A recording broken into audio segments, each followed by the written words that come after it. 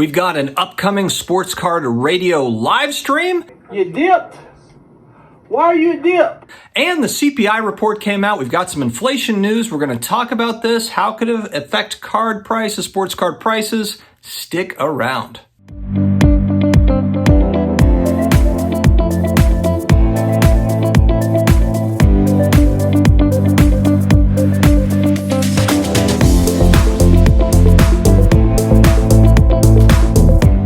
Hello to all my sports card collectors, investors, all of my collectibles friends. We are back again. It is another day. It is another card video. Thank you very much for joining me here today. If you are looking for very average card entertainment, I will tell you this right now. This is your final chance at ever owning this card. Probably, Kenny, under $20,000. and a host of 80s, 90s nostalgia clips, and you have come to the right place, my friends. Please hit that big red button down below, the subscribe button. Stay a while, grab a seat. Also, don't forget to connect with me on IG at SportsCardDad. That's where I supply a lot of my pickups. If you're looking for like, hey, what does this guy buy? I get these comments where it's like, are you going to show cards? Meanwhile, I've had literally like hundreds of videos showing my own cards. But anyway, I also show them on IG, and I'm also on Twitter. If you want to fire off tweets at each other, I'm on Twitter, the SportsCardDad.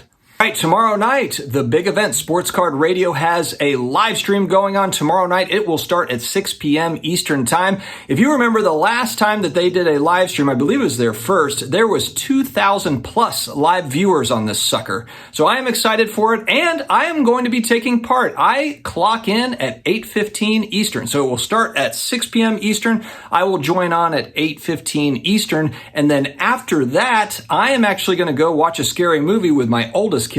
Smile. I've heard it's actually pretty scary, so I'm looking forward to that. Also, next week, Wednesday the 19th, on the Comeback Card Investor channel for Off Center, we have Pete coming on, the CEO of SGC, to talk about all things hobby, and as usual, talk about the recent failed dates from Brad. Man, you are one pathetic loser. All right, guys, unfortunately, we got another kind of not so great inflation report. The CPI report came out today, and it's sitting at 8.2% in the month of September. How does it compare to the previous month? Well, the previous month it was 8.26%. So it's improvement, right? And we're getting better. No, we're not. Here's the problem too, is that each month the Fed, they're aggressively raising rates. They're going up. I mean, it was 75 basis points last month. They've done it, 2 or 3 times? It's funny though, because I remember going back to the beginning of the year, there was different reports coming out of like, they're going to raise it 10 times. But a lot of people, I think, thought it was going to be like quarter basis points, like, 0.25 here, 0.25 there. No, it's been like coming in hot and heavy, and it's going to happen again. Because here's the thing is that they keep on doing it. They keep on kind of like trying to do it slow, kind of slow roll it. And it's just not working. It's not working out the way that they expect. I mean, Jerome Powell has stated he wants that CPI sitting at 2%. And this sucker, we keep on raising rates, and it's still sitting above 8. It's not budging off of 8. Now, some good news is that gas prices did go down, I think, 4.6% last month. So there was 4.9% in September. But the overall increase, the 12-month increase for groceries sits at 13%, not great. And the index for all items that aren't food and energy have increased 0.6 and then up 6.6% over the year. So when you're looking at kind of the core inflation, it's just not good news. And the hope is that they raise the rates, and then things start to kind of like loosen up a little bit. Inflation starts to drop, and we're in a happy place. And it just hasn't happened yet. So it just means more rate hikes, and they are being pretty aggressive with these rate hikes. And everything that Jerome Powell has said that's come out of his mouth, unless again he's just pressured politically or whatever, is that we are going to continue down this path. He's actually made comments about the real estate market being too hot. So I almost think that he looks at this as like, hey, the real estate prices have room to fall, and we are working at it. We're trying our best here.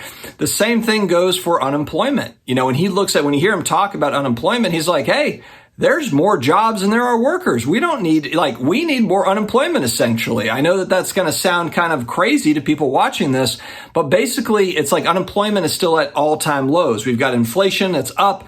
Wages are up for a lot of sectors. and we just aren't making any headway. So he's trying, he's working hard. The news media, it's funny, when you watch the news media, you see all these different things of like, they're trying to kill your jobs, they're trying to, lower this and lower that. But the reality is they're just trying to get this thing in check. So Jerome Powell absolutely hell-bent on getting this thing turned around. We'll see what happens, but he doesn't seem to be wavering one way or the other. What does it mean for the card market? I think that there's just overall stuff. We've been talking about this, and a lot of folks have been talking about this. People that are on the ground that are at shows are talking about how shows are a lot slower. The Las Vegas show, I've watched a few videos on it, and it looked really, really dismal. Granted, it's one show. And also, I think it doesn't help that football season is on. I know that that's going to sound like some people are like, oh, well, I don't really watch football, but a lot of people are focused in on football during football season. So I just don't think it's a great time of year, honestly. And then you've got basketball starting up. And then you've got economic slowdown, and I saw some good points. I think it was Extreme Breaks, the YouTube channel, had a video, our card shows dying or whatever. It was kind of, something to that degree. And he was talking about how, it's just more convenient with all the online selling platforms. Just sell the stuff online. Like once he adds up like gas, the exhibit space rental, the airline, if that's what it is, the food, the lodgings, it's $1,000 before you ever even arrive. Whereas you've got cards that are falling in price to where if you want to buy cards, PWCC auctions or eBay or whatever, like stuff is selling at lower prices than it has done over the last, 18 months plus. So it's just a tricky time. And so for card shows in general, it's going to be very interesting. Online sales, again, I think online sales are going to remain strong in general because we're talking about like all the levels. If you think about it, there's a lot of people that are just buying $1, $5, $10 cards. So for them, yeah, there might be a squeeze on their finances, but the reality is they still got some budget there they can set aside and still enjoy the hobby. The hobby doesn't have to be you're buying six-figure cards.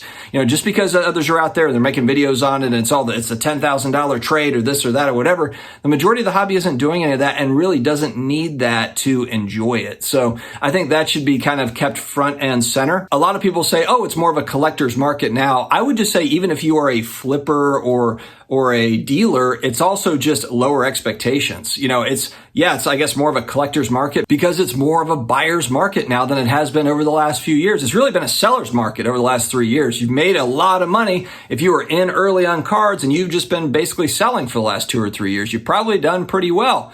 And now we're entering more of a buyer's market. And I think, and I've talked about this too, there's a lot of cards that I want, but I'm okay just waiting to see what happens over the next 6 to 12 months. I'm not going to reach on a card that is fairly common in a sense when there doesn't really seem to be any kind of intrinsic thing that is sticking out there that's saying like, this is going to boost prices in the next 6 months. What's my rush? What is my rush? So unless you're going after, certain cards that are numbered out of 5 or 10 or 1 of 1s or whatever, where it's like, oh man, I never see this card. It popped up and I'm going to jump on it. That's one thing. But if it's not something like that, then it's kind of like, hey, let's see what happens. So let's see what happens. We're going to kind of ride this thing. There's still going to be a lot of success in the hobby all the way around. I think there's still going to be big shows. I don't think the National is just going to turn into a ghost town. I think that the Burbank show is probably going to be busy. I think Dallas is going to be busy.